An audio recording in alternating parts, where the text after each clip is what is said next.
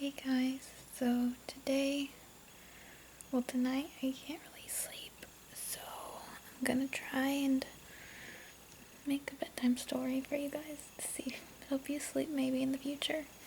I thought about reading one of my favorite short stories. It's by Palahniuk. It's called Guts, but if you know anything about that story, you know it's nothing relaxing about it at all. But I found something from him. It's called Escort, and I figured you might be interested in hearing it. And I'm just gonna get started. I'm sorry for my appearance. I'm trying to go to sleep. So I'm gonna flip the camera, and we're gonna just look at a candle instead of me.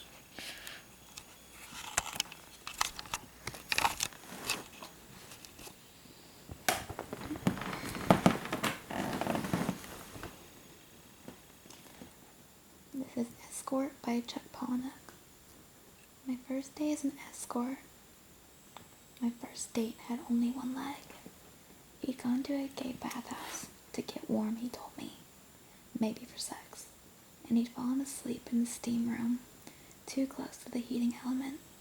He'd been unconscious for hours until someone found him, until the meat of his left thigh was completely and thoroughly cooked. He couldn't walk, but his mother was coming from Wisconsin to see him, and the hospice needed someone to cart the two of them around to visit the local tourist sites, go shopping downtown, see the beach, Multnomah Falls.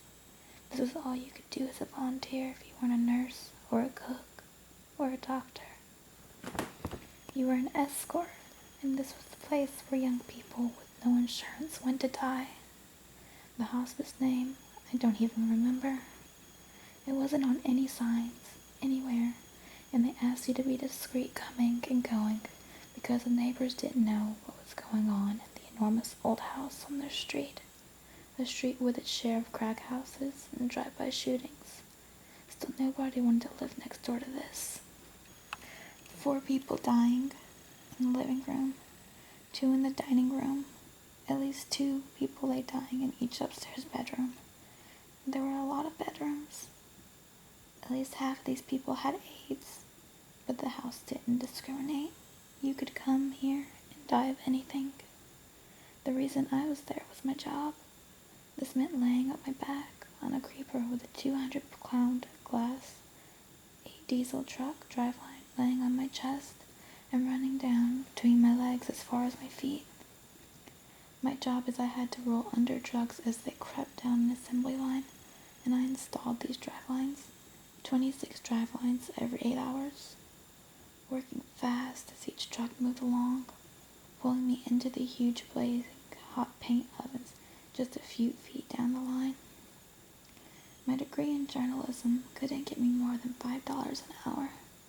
Other guys in the shop had the same degree, and we joked how liberal arts degrees should include welding skills, so you'd at least pick up the extra $2 an hour our shop paid grunts who could weld. Someone invited me to their church, and I was desperate enough to go, and at the church they had potted ficus they called a giving tree, decorated with paper ornaments, each ornament printed with a good deed you could choose.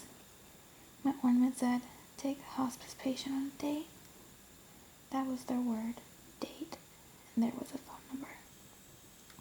It took the man with one leg, then him and his mother, all over the area, to scenic viewpoints, to museums. His wheelchair folded up the back of my 15-year-old Mercury Bobcat. His mother, smoking, silent.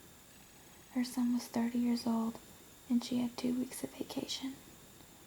At night, I'd take her back to the travel lodge next to the freeway, and she'd smoke, sitting on the hood of my car, talking about her son already in the past tense. He could play the piano, she said. In school, he earned a degree in music, but ended up demonstrating electric organs in shopping mall stores. These were conversations after we had no emotions left. I was 25 years old, and the next day I was back under drugs with maybe 3 or 4 hours of sleep. Only now my own problems didn't seem very bad. Just looking at my hands and feet, marveling at the weight I could lift, the way I could shout against the pneumatic roar of the shop. My whole life felt like a miracle instead of a mistake. In 2 weeks, the mother was gone home. In another 3 months, her son was gone.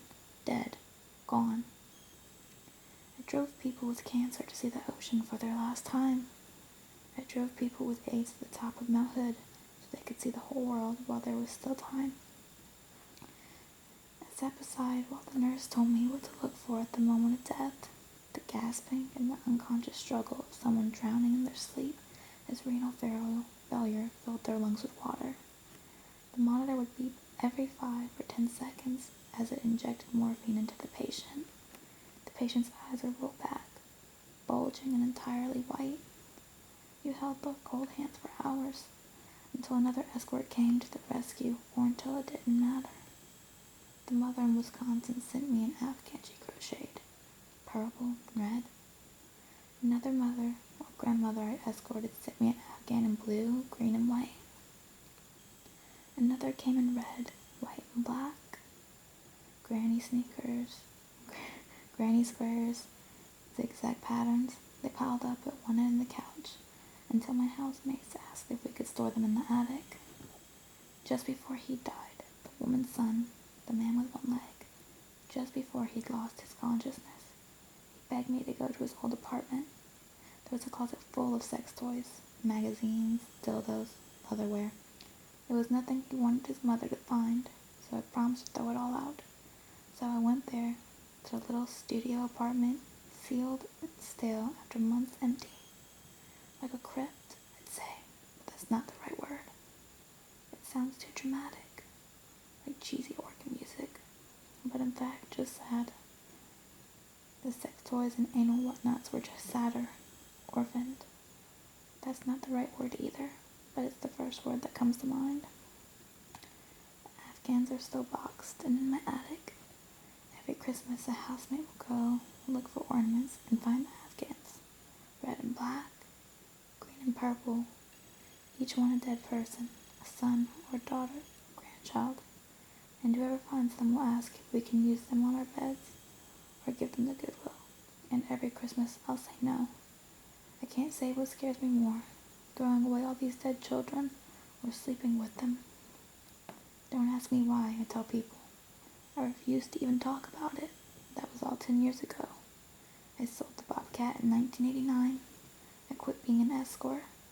Maybe because after the man with one leg, after he died, after his sex toys were all garbage bagged, after they were buried in the dumpster, after the apartment windows were opened and the smell of leather, latex, and shit was gone, the apartment looked good. The sofa bed was a tasteful mauve, the walls and carpet cream.